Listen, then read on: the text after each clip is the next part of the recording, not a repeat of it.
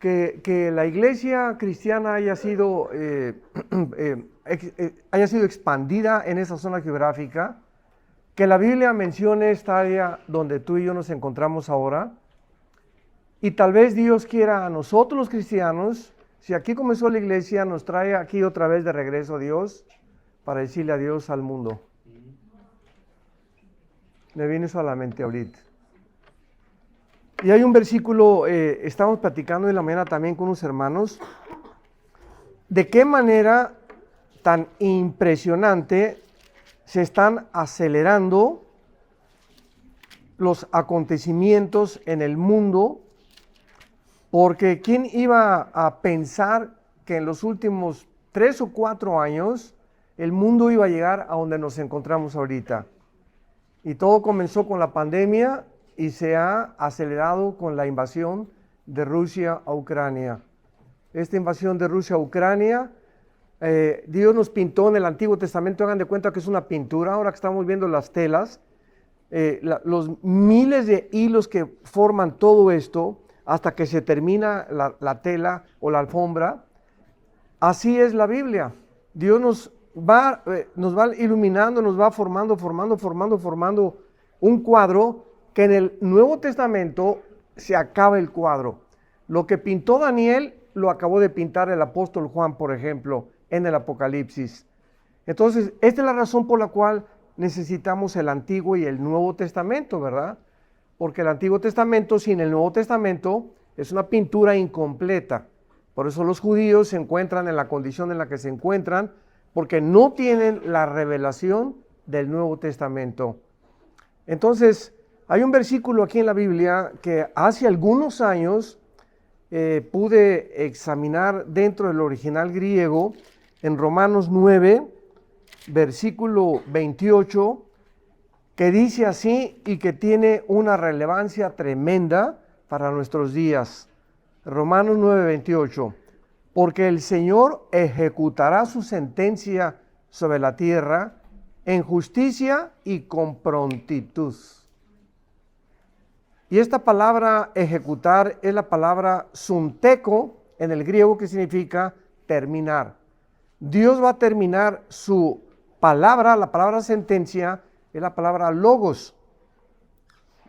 Dios va a terminar su palabra en la tierra en justicia y con prontitud. Prontitud es sunemo, que significa que lo va a cortar. Y hoy que platicábamos con unos hermanos con el aceleramiento que está llevando a cabo todo, ayer firmó Egipto y a Israel un acuerdo para surtir de gas a Rusia, a Europa. ¿Saben ustedes lo que esto significa? Que ayer hayan hecho un acuerdo para surtir de gas Egipto e Israel a Europa, que va a poner a Putin así. Si algo está furioso, hoy va a estar más furioso. Es como un león en una cueva, herido, que quiere realmente volver a levantar la antigua Unión Soviética, y lo va a hacer a como dé lugar bíblicamente, porque está escrito estas cosas. Entonces todo esto va a acelerar, como no nos imaginamos, los acontecimientos. Y estamos en la próxima, tal vez, profecía bíblica, que es el arrebatamiento de la iglesia. Y quiero hablarles a ustedes en esta noche del arrebatamiento de la iglesia o del rapto de la iglesia. Abran sus Biblias en la primera carta a los Tesalonicenses, capítulo 4, y 1 Corintios, capítulo 15, versículos 51 al 53.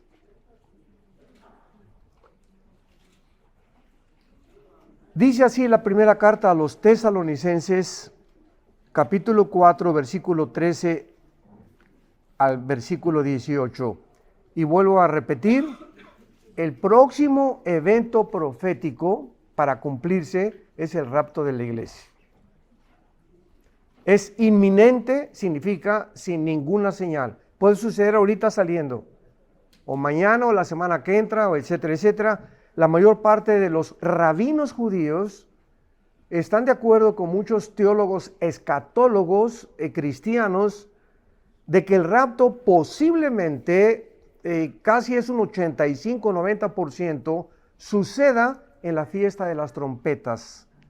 entre septiembre y octubre sin saber el día y la hora, porque es la próxima fiesta que falta por cumplirse de los judíos y para que Jesucristo la pueda cumplir. Y la fiesta de las trompetas, como dice Pablo, la última trompeta no es la de las Apocalipsis, porque son para juicio.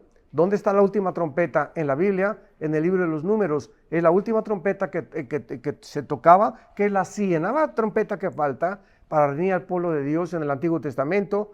Y cuando dice Pablo la última trompeta, lo vamos a ver con calma, se refiere al Yom Teruah en el hebreo, que es la fiesta de Hoshana o la fiesta de las trompetas. Así que nos encontramos ahora sí que al borde de algo que va a suceder en el mundo. Vamos a desaparecer millones de cristianos, de repente se va a quedar tu ropa, tu anillo, tus guaraches, todo lo que tengamos, y el mundo va a ser un caos, principalmente en América, porque en Europa va a ser un acontecimiento que no les interese, porque el 0.02% en Europa son cristianos. Pero imaginémonos en América, en México, y toda Latinoamérica, y muchos países de África, la India, que hay un gran avivamiento, Irán, que hay un gran avivamiento en Irán, y en China también, lo que va a acontecer. Los noticieros se van a amontonar, ¿y qué pasa? ¿Y qué van a explicar? ¿Por qué creen ustedes que desde 1946 aparecieron los famosos objetos voladores identificados, o los famosos ovnis? A partir de 1946 comenzó la aparición de ovnis en el cielo, fenómenos que se llaman objetos voladores no identificados. Y la ciencia no sabe, y lo único que sabemos es que es algo cierto, porque astronautas como Jim Irwin, que fue el primero que usó el carro en la Luna, yo tuve el privilegio de ser su traductor en México en 1984. Alan, mi hijo, estuvo en la escuela en Estados Unidos con el hijo de Jim Irwin, con el astronauta. Y él era un hombre que investigó lo de las Montes Ararat, lo de la Arca de Noé, y él investigó lo del ovni, y él dijo, es que yo cuando fui a la Luna y regresé, se convirtió de regreso al ver las maravillas de la creación. Él ya sabía de la Biblia, pero él fue testigo de fenómenos que pasaron enfrente de su nave espacial, donde dice que era una fuerza más grande que el Mach 3 o el Mach 4 de la velocidad del sonido. Y dice esto, ni siquiera Rusia en aquel tiempo, en los 80s, 90s, tenían este tipo de naves. Entonces tenemos testimonios de astronautas, de gente culta, de gente no fanática, que no buscan amarillismo, de que algo está pasando en el espacio con la aparición de estos objetos voladores no identificados, y al mismo tiempo, claro que hay también falsos videos y falsas fotografías, pero hay muchas que son realidad. Ahora, nosotros no le llamamos ovnis, los cristianos. Yo tuve un encuentro con Maussan, creo que ustedes lo conocen, es un hombre en México que se dedica a la investigación de estos objetos voladores no identificados, y ahorita este hombre se está volviendo ya loco, ya se le brinca la cadena pero feo. Y cuando me dijo una vez en un programa de radio que, oiga, ustedes, ¿por qué los cristianos no creen en los ovnis? Y le dije, nosotros no negamos que haya este fenómeno. Claro que imposible negarlo. Científicamente hay videos, hay fotos, testimonios de pilotos de líneas comerciales que dan testimonio que realmente pasó cerca de los aviones o aeronaves, estas naves. No lo negamos, pero lo único que sabemos es que no se llaman ovnis, les llamamos OVIs, objetos voladores identificados, porque sabemos quién está detrás de este fenómeno. Y la respuesta es la materialización de la energía satánica. Si tú no conoces la Biblia y no conoces de lo que es capaz Satanás, como cuando se acercó a el faraón, ¿se acuerdan? En Éxodo capítulo 7, Moisés y Aarón, tenía una vara y la aventó al suelo Moisés y se convirtió en una serpiente. Pero, ¿qué nos dice la Biblia? Que los brujos tuvieron el poder de algo completamente sin energía, completamente, ¿verdad? Que es madera, una vara, se convirtieron también en algo vivo. Satanás tiene el poder de materializar y darle vida a muchas cosas. Entonces, ahora la pregunta es, si Satanás encuentra a los ángeles caídos detrás del fenómeno ovni, ¿con qué propósito? Bueno, ahora lo comenzamos a entender, para que cuando venga el rapto de la iglesia, el mundo explique al mundo, el mundo pseudocientífico, se los llevaron los ovnis. Vinieron los extraterrestres y se llevaron a todo. Y cuando el anticristo y el falso profeta aparezcan, los van a considerar extraterrestres. El falso profeta va a hacer llover fuego del cielo. Va a haber fenómenos, los demonios van a estar en el mundo, los ángeles caídos van a estar en el mundo, disfrazados de seres humanos como extraterrestres. Así que todo el escenario está preparado para los próximos meses o los próximos años que acontecerá en el mundo que vivimos. Y nosotros, adiós mundo cruel, ya nunca te veré. Ya nos vamos, hermanos. Se los digo con todo mi corazón. Prepárate para encontrarte con tu Dios. Dice la Biblia, primera de Tesalonicenses 4, versículo 13. Vamos a leerlo con calma y tratar de hacer una exégesis un poco más aplicada a las palabras originales. No queremos, comienza Pablo diciéndole a esta iglesia, no queremos que ignoren acerca de los que duermen. La palabra dormir se aplica en el Nuevo Testamento para los que han muerto en Cristo. Y no significa, o lo vamos a demostrar, que los muertos no están inconscientes. Lo vamos a demostrar a continuación. Entonces, Pablo no quiere que nosotros ignoramos qué sucede a la hora de morir. ¿Quién podría explicarnos qué es la muerte? Nadie. Nadie más que alguien que fue a la muerte, como Jesucristo, ascendió al trono y bajó a decirnos que Él tiene las llaves de la muerte y que nosotros vamos a tener un cuerpo semejante al de la gloria suya. Entonces Jesucristo es el único personaje en la historia. Buda no resucitó, Mahoma no resucitó, Confucio no resucitó, ningún líder sagrado de ninguna religión se ha atrevido a decir, yo soy la resurrección y la vida. Entonces Cristo es el que nos da el testimonio de que Él puede decirnos qué es la muerte. Y en la Biblia encontramos detalles como lo vamos a ver, pero increíblemente pequeños que nos determinan y nos dicen con una seguridad absoluta qué es la muerte. Entonces la Biblia no quiere, Dios no quiere que tú sepas que cuando se murió tu papá, se murió tu mamá, está bien que le lloremos, 15 días, un mes, 2 meses, ¿no? Pero no como nuestros abuelos que se vestían de negro y a los 3 o 4 años le preguntábamos, oye abuelita, ¿por qué estás de negro? Estamos de luto. Un luto inexistente, un luto pagano, un luto que el cristiano no puede llevar. Es una mezcla de tristeza, pero al mismo tiempo, cuando alguien se muere en nuestra familia, y si es cristiano, nos consuela saber que se encuentran en un lugar mucho mejor que nosotros. Nos consuela, nos lleva de paz, saber que partieron y están en casa con el Señor. Así que esto es lo que la Biblia y Pablo quiere comunicarle a esta iglesia. No quiero que ignoren acerca de los que han abandonado este mundo. Y vamos a ver a continuación qué dice. Para que no se entristezcan como los otros que no tienen esperanza. El mundo llora a sus muertos 6 meses, 1 año, y se murió y pasaron 2 o 3 años y viven en el pasado, ¿verdad? Qué triste que una persona de 55, 60, 70 años de edad, la tendencia de los no cristianos es, lo que no hice, y cuando vivía con mi chaparrita, y cuando tenía mi caballo, y siempre regresando al pasado. Y nosotros como cristianos siempre debemos proyectarnos hacia el futuro. Y el pasado ya no existe. Lo que hiciste en los 70s, en los 80s, en los 90s, ya no lo vas a volver a revivir. Tenemos que vivir el presente y continuar viviendo para el futuro. El pasado no puede ser una carga en el presente para impedirte que te proyectes al futuro. Ten mucho cuidado en la forma en la que tú ves y la perspectiva de la vida. Para que no nos entristezcamos como los que no tienen esperanza.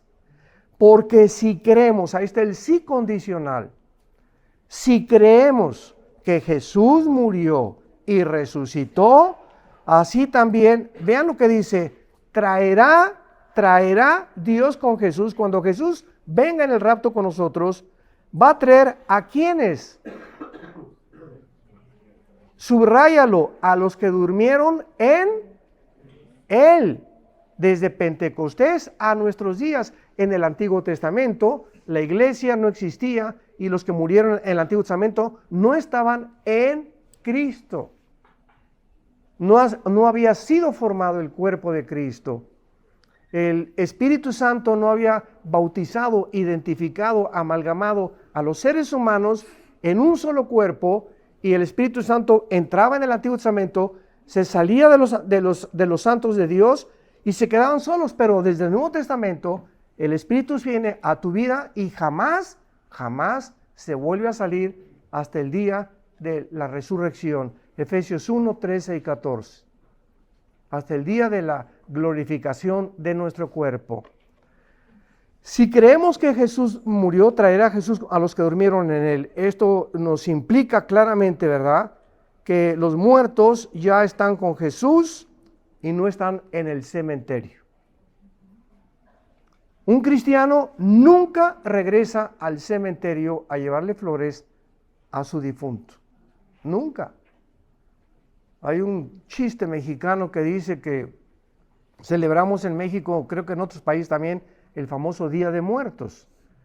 Y es un día que se acostumbra en que todos van al cementerio y unos le llevan comida a los muertos y otros flores. Y entonces llegó, así le llamamos, ¿verdad?, la señora Pompidou, una señora muy elegantemente vestida con un ramo de flores, y pasó cerca de la India María, que tenía una olla de mole. Y entonces pasó la señora Pompidou y le dice a la India María: India bruta, ¿cuándo crees que tu muertito se va a tragar ese mole que le trajiste? Y le contestó la India María: ¿cuándo venga el suyo por las flores? O sea, tanto los muy cultos o muy ricos como los muy pobres, ¿verdad? Es un paganismo impresionante. El paganismo gobierna todas las clases sociales. ¿Pero por qué? Porque no tienen esperanza o van y le lloran y se hincan ahí y ya no hay nada ahí. Están los puros gusanos. Así que el cristiano ya no regresa al cementerio, ya tu pariente está con Dios en el cielo o en el infierno. No lo sabemos, pero no están ya jamás en el cementerio. Y rápidamente me han preguntado qué es bueno cuando una persona se muere, la cremación o enterrarlo. En el Antiguo Testamento se prohibía la cremación para guardar a los reyes, a los difuntos, a los emperadores, etcétera, etcétera. Bajo el Nuevo Testamento, Jesucristo dijo en Mateo 10, no tengan miedo al que destruye el cuerpo, sino al que destruye el alma en el infierno. Entonces, todo esto de los entierros, ¿verdad?, es puro comercio y puro negocio. Y no hay cosa más horrible, ¿verdad?, que estar ahí en la capilla ardiente y una cola de gente esperando a darte el pésame. Y lo siento, Panchita, y la siento, Panchita, queremos estar solos con la pura familia, y si lo pueden cremar a mi mamá que murió hace el año pasado, la cremamos. Y ella nos los dijo: quiero que me cremen. Entonces, ahora, si no te parece, no hay ningún problema. Y si lo quieres enterrar y quieres traer el castillo de Chapultepec y mariachis, tampoco hay ningún problema. Cada quien esté convencido en su mente, pero no juzguemos a los que creman, ni juzguemos a los que los entierran. Lo que tú sientas en tu corazón hacer con la persona que se ha muerto. Muy bien.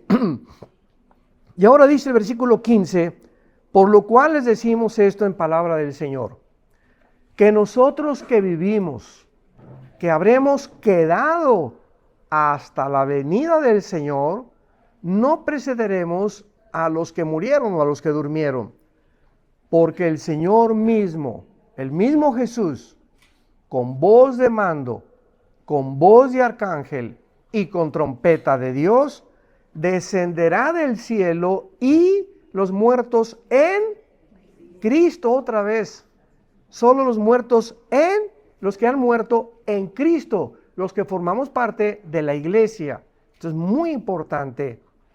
Resucitarán primero. Luego nosotros, los que vivimos, los que hayamos quedado, seremos, ahí está, arrebatados. Esta palabra puntal es la palabra griega arpazo, como suena con Z, arpazo, como el arpazo de un león o de un tigre, y significa ser arrebatado o quitado súbitamente. Es como cuando alguien secuestra a alguien, te agarran y te jalan, es lo que significa arpazo, ser quitado del medio con una rapidez impresionante y ser así como el tigre llega y de un arpazo agarra y mata a una persona o a un animal, así vendrá Jesús y ¡pum! De repente desapareceremos del mundo. Entonces, cuando venga Cristo, vean ustedes que Él dice el versículo 17, luego los que hayamos quedado seremos arrebatados con ellos en las nubes para recibir al Señor en el aire. En la segunda venida de Cristo, Él viene, Zacarías 14, el 1 al 4, a poner sus pies en el monte de los olivos. En la segunda venida de Cristo, el sol se oscurecerá, la luna se pondrá como de sangre, se oscurecerán, habrá fenómenos cósmicos y vendrá con nosotros. En el rapto viene por nosotros y en la segunda venida viene con nosotros, 7 años después de la tribulación o de la semana 70 de Daniel. Porque hay mucha confusión en que el rapto y la segunda venida es lo mismo, por una falta de exégesis clara de las Sagradas Escrituras. Entonces, cuando venga el rapto, si viene ahorita, la próxima media hora, pues millones de personas van a desaparecer, los muertos van a resucitar y nosotros vamos a ser transformados en un santiamén. Lo vamos a ver en Corintios, el apóstol Pablo, en un cerrar y abrir de ojos. De repente van a voltear y el esposo no va a estar la señora. O tú vas a voltear y no va a estar tu esposo. O muchos hijos van a ver y no van a estar sus padres. O muchos padres van a voltear a buscar a sus hijos y no van a estar sus hijos. Porque los que se queden serán los no salvos. Millones de niños desaparecerán de los cuneros, de los hospitales. Todos los niños se irán y desaparecerán, menores de edad, se irán en el arrebatamiento. Cristianos y no cristianos. Porque son inocentes delante de Dios. Jesús dijo, dejad que los niños se acerquen a mí, porque de ellos es el reino de los cielos. Entonces, este acontecimiento es maravilloso. Y dice el versículo 16, por tanto, aliéntense los unos a los otros. Si estamos esperando al anticristo, ¿cómo vamos a alentarnos los unos a los otros?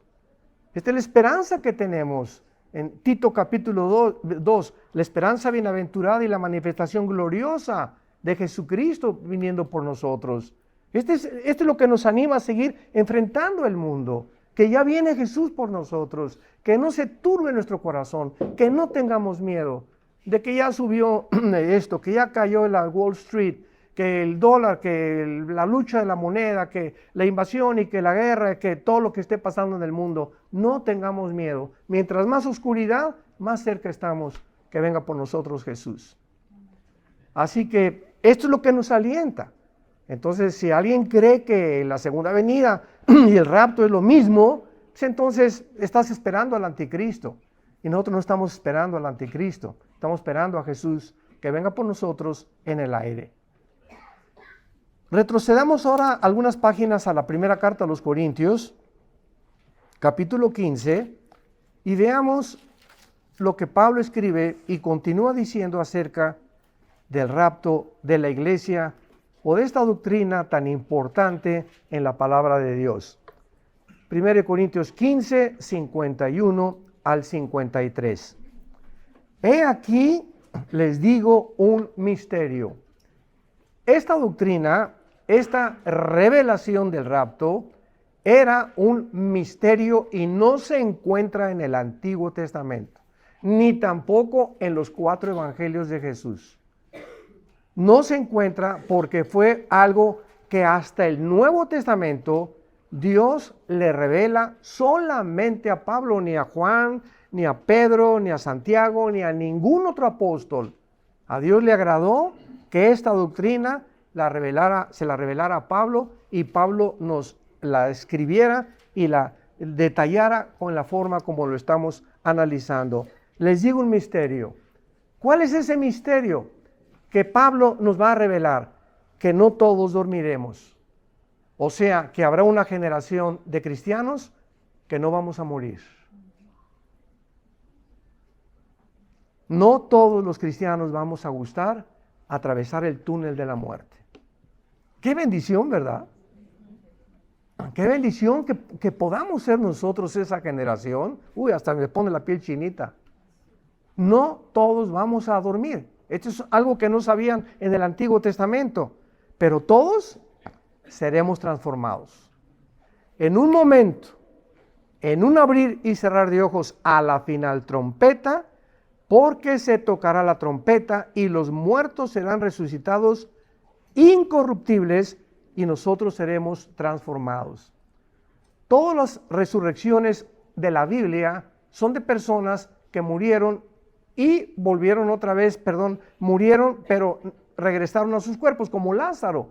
Lázaro murió, Juan capítulo 11, y Juan ya tenía 3 días que apestaba, hedía. La circulación de la sangre ya no la tenía Lázaro. Todo su sistema celular se comenzó a descomponer. Imaginémonos el cerebro sin oxígeno, más de 5 o 10 minutos. Tenía 3 días Lázaro, que ya todo su sistema, ¿verdad? Su anatomía, todo estaba completamente ya desintegrándose, ya hedía. Y de repente Jesús se acerca a la tumba y le dice: Lázaro, ven fuera. Vean lo que sucedió. Ayer vimos que somos espíritu, alma y cuerpo. Ok, Lázaro muere y en Santiago, en el libro de Santiago dice la Biblia, que el cuerpo sin el espíritu está muerto. Entonces el espíritu de Lázaro salió, pero cuando salió y se comenzó a descomponer el cuerpo, el espíritu es el que da vida. Entonces, el espíritu de Lázaro, no sabemos dónde anduvo esos 3 días, pero cuando Jesús dijo, Lázaro, ven fuera, le estaba hablando al espíritu, no a su alma. Y el espíritu regresa otra vez al cuerpo de Lázaro, entra el espíritu dentro del cuerpo de Lázaro y comienza a regenerar sus células, a volver la circulación de la sangre, a reestructurar sus neuronas cerebrales, a hacer que su corazón vuelva a palpitar por la palabra de Dios. Y antiguamente, cuando enterraban a los muertos, los enterraban amarrados, o sea, los vendaban completamente, y Lázaro, ¿verdad?, así salió de la tumba. Y es interesante que cuando salió Lázaro así de la tumba, Jesús no dijo que se caigan las vendas, sino que dijo, quítenle las vendas. ¿Por qué? Porque Cristo da la vida y quitarle las vendas es el discipulado. Cuando nosotros nacimos de nuevo, así nacimos. De nuestra antigua vida, ¿verdad? Veníamos ciegos, débiles, incapaces de hacer nada sin Jesucristo. ¿Y qué es el discipulado y el cristianismo? Que las vendas que poco a poco, a través de los maestros, de las conferencias, de los estudios bíblicos, sin que te des cuenta, te estás desenvolviendo. Hasta que eres libre completamente y ya tienes una vida cristiana victoriosa. Pero toma tiempo para poder llegar a estar completamente libre de toda venda de esclavitud, de la ley que nos ata y que nos quiere mantener fuera de la libertad que nos dio Jesucristo. En un momento, en un abrir y cerrar de ojos, se tocará la trompeta, los muertos serán resucitados incorruptibles, o sea, ya nuestro cuerpo no estará sujeto al deterioro celular ni a la muerte y seremos transformados. Porque es necesario que esto corruptible, o sea, el cuerpo que tenemos ahorita, se vista de incorrupción y esto mortal se vista de inmortalidad. ¿No se han preguntado por qué? Porque no podemos entrar a la dimensión espiritual del cielo con un cuerpo como el que tú tienes y yo tengo. La sangre y la carne no pueden heredar la incorrupción. Entonces nuestro cuerpo era necesario que se transformara para que pudiéramos entrar a la presencia de Dios con cuerpos completamente regenerados. No podemos entrar con el pecado tampoco entre nosotros, por lo cual era necesario que fuéramos transformados a través de una resurrección de entre los muertos. Muy bien, Ahora vamos a continuación a demostrar con la Biblia que las personas que mueren, como hay una secta que sigue los testigos de Jehová, que dicen que están dormidos y otros que están inconscientes. Pero la Biblia da muchísimos ejemplos, voy a dar 2 o 3 ejemplos de los muertos que han pasado la otra vida y están en plena conciencia de sus facultades mentales. Ahora fíjense en esto. Los pensamientos, dice la Biblia, no están en el cerebro.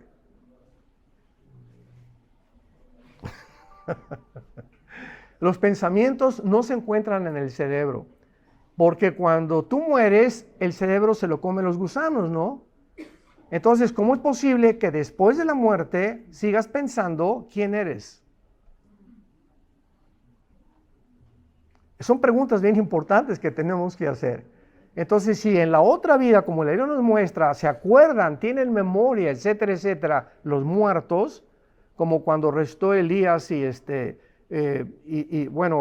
y Moisés murió, pero Elías fue sacado de su cuerpo. Es un tipo del arrebatamiento, una representación, y tenían completamente conciencia de todo. ¿Cómo es posible, verdad, que podamos decir que los pensamientos fueron parte? El cerebro es como el hígado, que solamente fue diseñado por Dios para tener objetos biliares y el estómago, ¿verdad? Todo lo que segrega y todo lo que los todos los órganos que tenemos dentro de nosotros no son los que realmente están involucrados en el mundo espiritual. Entonces, el cerebro es un órgano nada más, pero todos los sueños, los pensamientos y todo eso no se encuentra en el cerebro.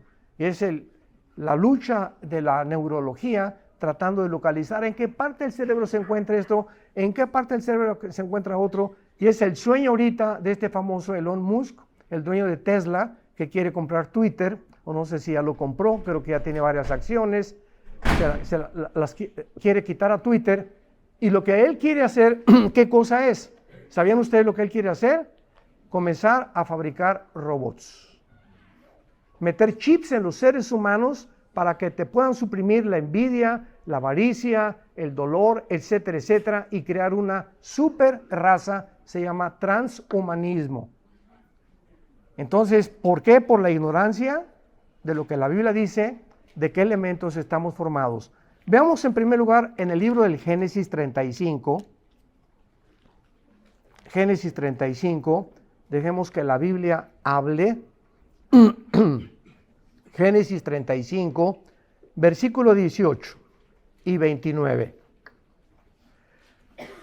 Aconteció que al salírsele el alma, a los que traigan su Biblia, pongan ahí arriba de alma la palabra nepesh, como suena, nepesh con SH, como suena, que es la palabra en el hebreo para alma.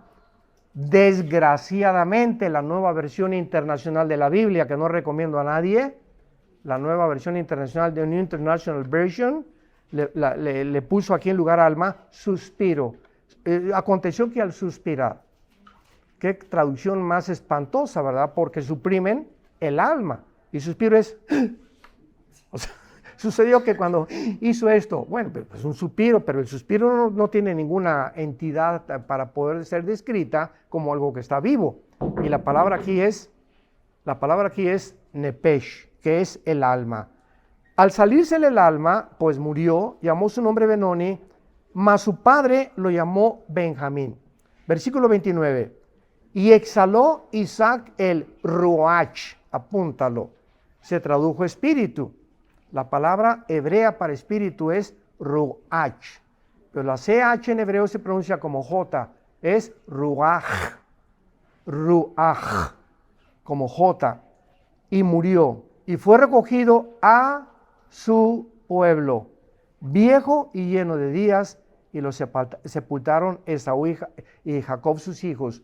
En el Nuevo Testamento, otra cosa que es importantísima es la siguiente, que el alma y el espíritu son dos cosas diferentes.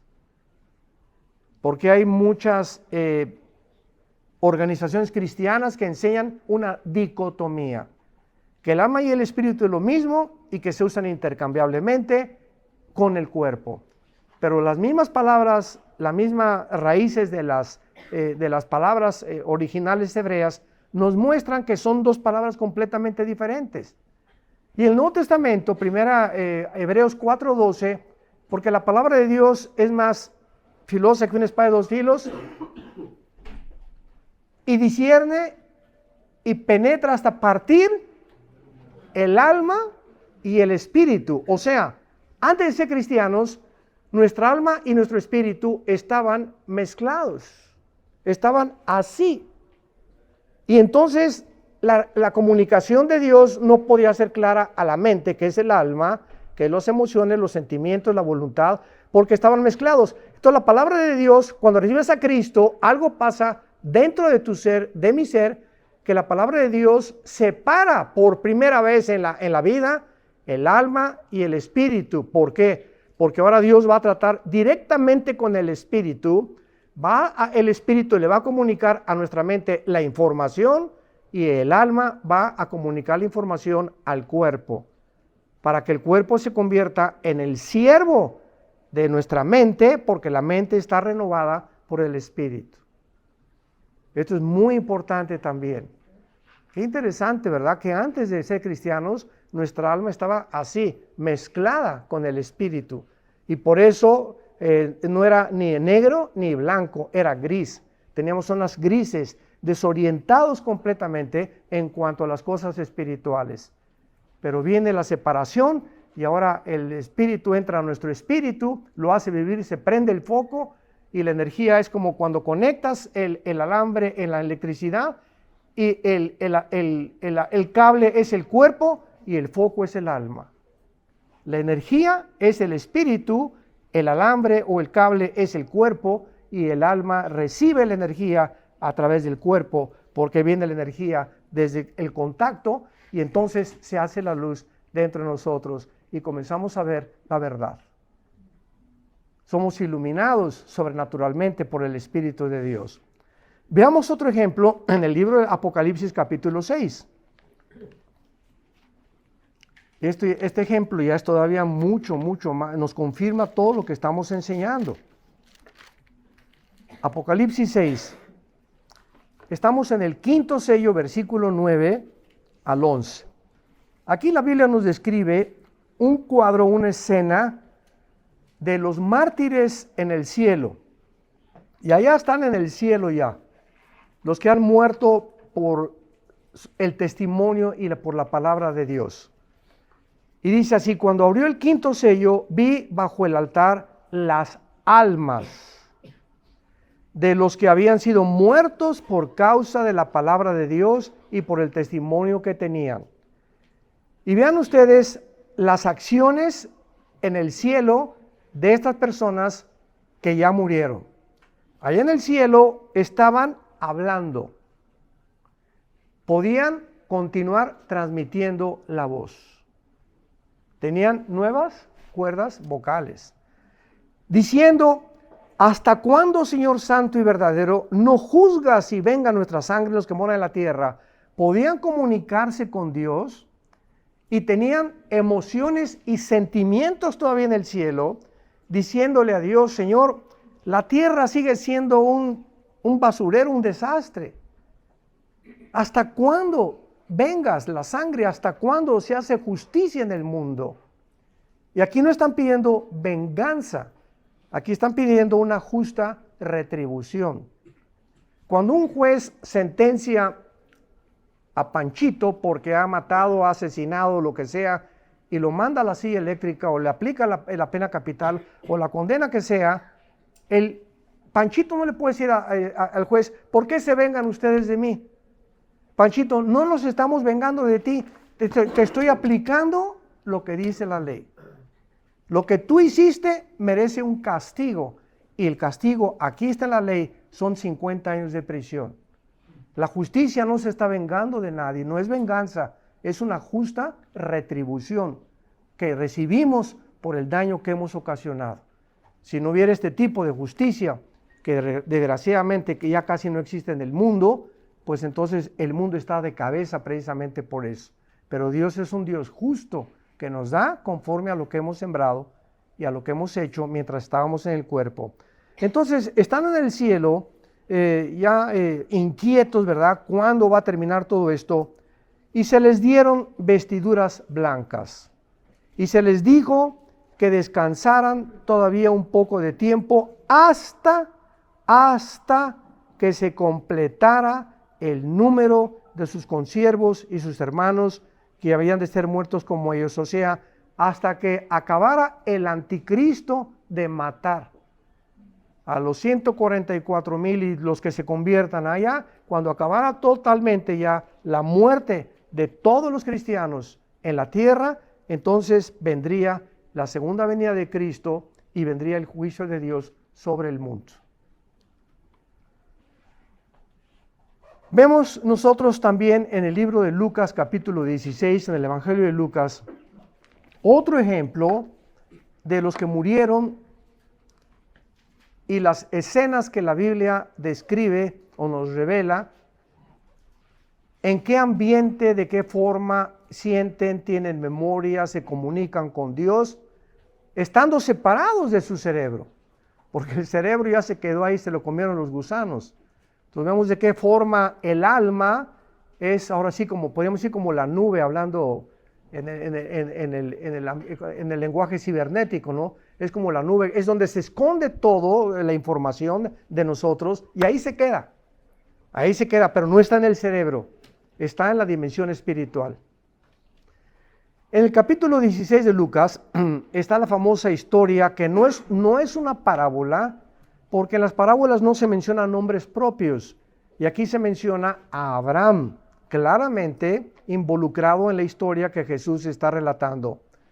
Era un hombre rico, lo voy a hacer corto, se murió un mendigo, ¿verdad? Que también le pedía limosna a las puertas del rico, y cuando mueren los papeles cambian. El que era despreciado en este mundo sube a un nivel y el otro baja a un nivel inferior al mendigo que en el mundo era despreciado por todo el mundo y que todos lo despreciaban por su pobreza, por su actitud, por lo que sea. Muy bien. Desde el tiempo del Antiguo Testamento hasta la cruz de Cristo, esto es importantísimo también, todos los muertos, buenos y malos, justos e incrédulos o condenados, bajaban al centro de la tierra. Antes de la muerte de Cristo en la cruz, nadie subió al cielo, al tercer cielo. Bajaban al centro de la tierra, a un lugar que en el hebreo se llama Sheol, o el Seol famoso. La palabra Seol en el hebreo significa el lugar de la sepultura o el lugar de los muertos. Y tanto los buenos y los malos bajaban, pero no había ninguna revelación del Seol más que y murieron y se los tragó la tierra. Y a todos los rebeldes, ¿verdad? En el libro de los Números oímos que se los tragó la tierra y descendieron al Sheol. Buenos y malos. Viene Jesús y nos corre las cortinas con esta historia. Y Jesucristo revela que el Sheol era un lugar en el centro de la tierra, pero estaba dividido. Y en medio había como una zanja o algo que los separaba de unos de otros. Los justos se encontraban en un lugar que se llamaba el paraíso o en el seno de Abraham. Y los incrédulos se encontraban en el lugar que en el griego se llama el Gena, que es el infierno. Pero estaban separados, no se podían juntar los unos a los otros. Y los que estaban en el lado del paraíso estaban esperando a que Cristo muriera, pagara por el pecado con su sangre, para que cuando Cristo, los 3 días y 3 noches que estuvo en la tumba, descendió al centro de la tierra Jesús y sacó a todos los que se encontraban en el paraíso para llevárselos con él al cielo. Y desde Cristo a nuestros días, todos los que morimos en Cristo, nos vamos inmediatamente al cielo, ya no bajamos al centro de la tierra, porque el precio ya fue pagado. Ahora veamos qué interesante las condiciones en las que se encontraba este lugar y la actitud o la actuación de los muertos en este lugar. Dice el versículo 22, murió el mendigo y fue llevado por los ángeles al seno de Abraham. Y murió también el rico y fue sepultado. Y en el Hades, es la transliteración del hebreo o de la versión Septuaginta, que se tradujo del Sheol, se tradujo al griego Hades. Entonces, cuando vean ustedes Hades en el Nuevo Testamento, es la transliteración de la palabra Sheol al griego. Y en el Hades alzó sus ojos, o sea, en el centro de la tierra y en el infierno, y antes de la Cristo, seguían mirando. Seguían teniendo ojos, como los que tenemos actualmente. Vemos nosotros entonces que los muertos siguen viendo, ya muertos, pero con otros ojos, desde luego, en el infierno. Alzó sus ojos y vio de lejos a Abraham y a Lázaro en su seno. Este hombre reconoció a Abraham y reconoció, ¿verdad? Y a Lázaro, al mendigo que lo empujaba y no le quiso dar de comer y lo maltrató durante toda su vida. Pudo tener el contacto intuitivamente, espiritualmente, de poder ver quiénes estaban al otro lado o en el paraíso. O sea, del infierno se podía ver del lado del paraíso. Y eso agravaba todavía más el sufrimiento de los que estaban en el infierno. Entonces él, dando voces, o sea, mantenía otras cuerdas vocales. Los muertos, ya vimos, ven, oyen, pueden hablar, pueden comunicarse. Continuamos, o sea, la vida nunca se acaba, porque somos seres espirituales. Dando voces, dijo: Padre Abraham, ten misericordia de mí y envía a Lázaro para que moje la punta de su dedo en agua. Qué cínico, ¿verdad? Quería mandar a Lázaro, al que yo maltraté y todo, ahora que sea mi criado. Que él me traiga agua y que me moje la punta de mi lengua con agua. Qué cínico y qué deshonesto. Porque estoy atormentado en esta llama. Los que están en el infierno están literalmente siendo atormentados. Tú te preguntarás, ay, pues qué Dios tan cruel, etcétera, etcétera. ¿Sabes una cosa? Creo que a un hombre que ha violado a 5 niños, a un hombre que ha envenenado a millones de personas, a todos estos hombres que actualmente están diciéndole a los niños que no son niños, que son niñas, que son niñas o que son niños, pervirtiendo y destruyendo psicológicamente a las criaturas infantiles que no tienen todavía el sentido o la facultad para determinar si realmente son lo que son. ¿Se imaginan ustedes el castigo que deben de merecer?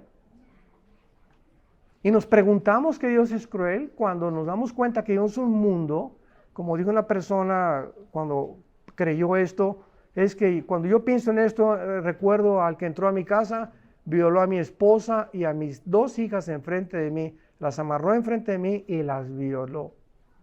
Y he vivido con un dolor con todo mi corazón. Ni 500 años de cárcel podrían pagar, ni apaciguar el dolor que siento en mi alma. Todas estas gentes que ya, escuchen esto, hay seres humanos bíblicamente que se han deshumanizado, que ya son animales. Hay seres humanos que de acuerdo a Dios no merecen seguir viviendo. Por eso Dios aplicó la pena de muerte en la Biblia. Hay seres humanos que están tan pervertidos y están tan envenenados y son unos monstruos verdaderamente a la sociedad que hay que separarlos de la sociedad. Y esta es la razón por la cual Dios tiene que separar y tiene que haber un lugar de castigo. ¿Cuántos nazis murieron en la guerra y pues no fueron torturados, ni mucho menos, ni lo que le hicieron a los judíos, a los gitanos y a los homosexuales? Y algún día, si no, en este mundo no la pagaste, la pagas en la otra vida. Pero a Dios nadie se le escapa, porque Él es un Dios de justicia.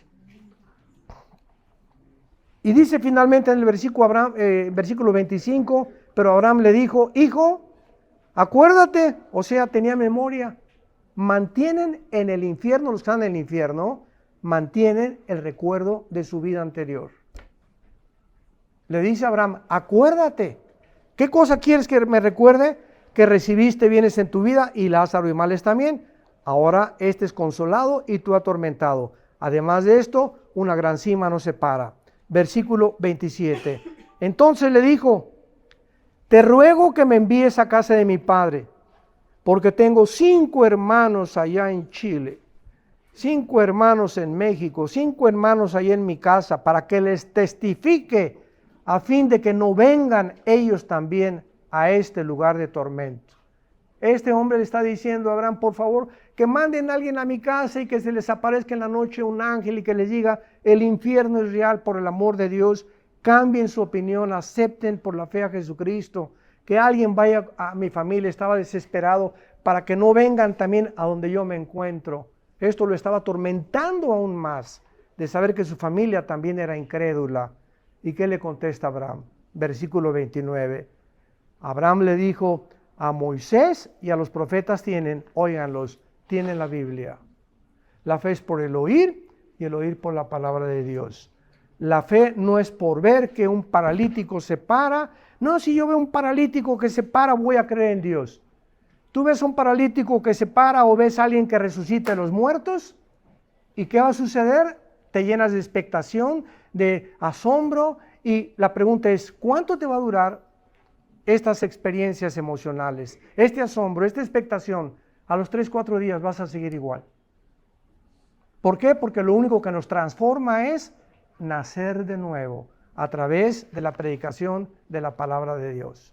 Hemos sido renacidos por la simiente incorruptible, 1 Pedro 1:23, que es la palabra de Dios. Entonces no es por los milagros, nadie se va a convertir por los milagros. Jesucristo en Juan capítulo 2 dijo, y muchos creyeron en él. Y Jesús dijo, pero él sabía que no creían realmente en él, que lo seguían por los milagros que estaba haciendo. Entonces no confiemos solamente porque hay iglesias, ¿verdad? Que milagros y milagros. Hay un predicador muy famoso que, bueno, ya no está ahorita, que decía que una iglesia que no hubiera milagros no era una iglesia. Ya comenzó a predicar herejías. Y el milagro más grande es la conversión de un ser humano. Ese es el milagro más grande que podamos experimentar. Abraham le dijo, a Moisés y a los profetas tienen. Y él entonces dijo, no, padre, pero si alguno fuere de ellos de entre los muertos, ahí está. Si algún ángel va y se van a arrepentir. Abraham le dijo, si no oyen a Moisés y los profetas, aunque venga alguien entre los muertos, no es cierto que van a creer. Porque Dios ha escogido que sea a través de la predicación de la palabra de Dios. Ahora finalmente, muchos se preguntarán si cuando resuciten se van a parecer a John Travolta, o a la Mona Lisa, o a artistas, o lo que sea. Ya habíamos visto estas preguntas, ¿no? Y vamos a terminar en Filipenses capítulo 3 contestando esta pregunta, versículo 20 y 21. ¿Qué cuerpo vamos a tener cuando resucitemos en el rapto? Los que lleguen al rapto. Filipenses 3, 20 y 21.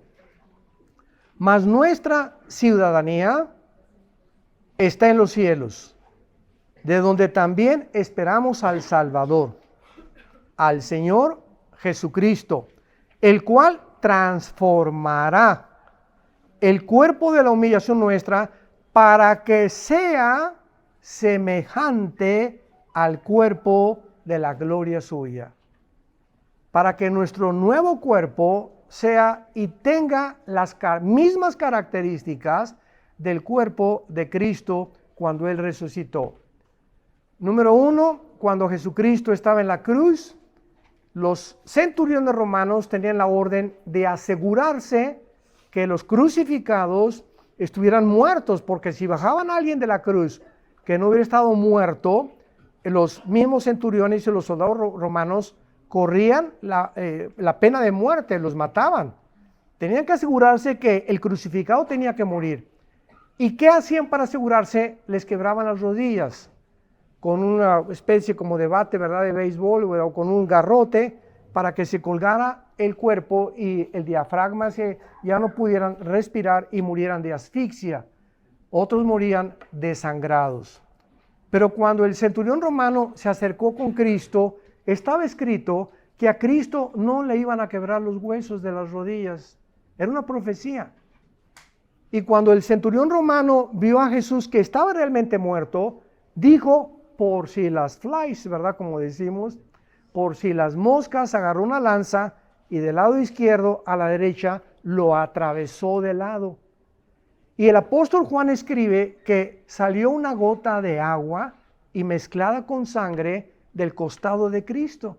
Así lo escribe Juan. Y vi salir una gota de agua de sangre mezclada con Cristo. Y ahora, 2000 años después, la cardiología moderna nos enseña que cuando el agua y la sangre se mezclan, fue por una rotura del pericardio. ¿Qué es el pericardio? Es una capa que envuelve el corazón, y cuando atravesó la lanza ya no había sangre, estaba mezclada ya con el agua. Entonces vemos nosotros que Jesucristo verdaderamente murió, y la pregunta es, ¿de qué murió clínicamente? No fue por asfixia, no fue por desangrado, y lo explica el Salmo 22, 1000 años antes de que Él muriera. La muerte de Cristo, y siempre me deleito haciendo esta pregunta a estudiantes de teología, a pastores, ¿qué ocasionó la muerte de Cristo si no fue la asfixia y el desangramiento? Y el Salmo 22 dice, mi corazón fue como la cera. Cristo, cuando tus pecados y mis pecados fueron puestos sobre su cuerpo, Él no soportó y le explotó el corazón. Murió de dolor. La muerte de Cristo fue ocasionada por el dolor. Fue tan intenso el dolor que Él experimentó en la cruz, cuando su padre se separó de Él y gritó, Dios mío, ¿por qué me has abandonado? Y la respuesta es, a ti no te perdono, hijo, para perdonar a los que te van a seguir. Al que no perdonó a su hijo y nos justifica a nosotros, y al Hijo Santo nos da su santidad a nosotros pecadores, es porque de tal manera amó Dios al mundo que nos ha dado a su Hijo Jesucristo, para que cualquiera de ustedes que en Él crea no se pierda, mas tenga la vida eterna. Cuando Cristo resucita, ya no tiene una sola gota de sangre. Se juntan los discípulos en segundo lugar y comienzan a discutir, y viene Tomás. Tommy Boy, el Dídimo. Yo hasta que no ponga las manos en sus manos y no ponga su mano en su costado, no voy a creer. Y Cristo, segunda característica del cuerpo de Cristo, atraviesa la pared. El cuerpo restaurado de Cristo podía materializarse y desmaterializarse. Esta composición atómica, ¿verdad? Todo está formado por átomos en toda la materia, principalmente el carbono, que es el elemento que forma casi todo el universo. No puedo yo ahorita hacer esto y pegarle, porque la composición atómica de los átomos son más gruesos que los átomos que tengo en mi mano. Pero la composición de Cristo, del nuevo cuerpo de Cristo, podía atravesar la materia y volver a salir de la materia, o materializarse y desmaterializarse a voluntad. Y entonces lo demuestra cuando le dice a Tomás, ven para acá, pon tu mano en mi mano. Y cuando Tomás pone la mano en la mano de Cristo, no atraviesa la mano de Cristo, toca algo sólido. Ahí estaba materializado el cuerpo de Cristo. Y cuando metió su mano a su costado, tocó realmente algo sólido, porque la composición de Cristo se podía materializar y desmaterializar. Podía volverse algo sólido y podía desmaterializarse, porque es la característica que vamos a tener. En tercer lugar, Cristo ascendió al cielo y la fuerza de la gravedad ya no obtuvo poder sobre su cuerpo.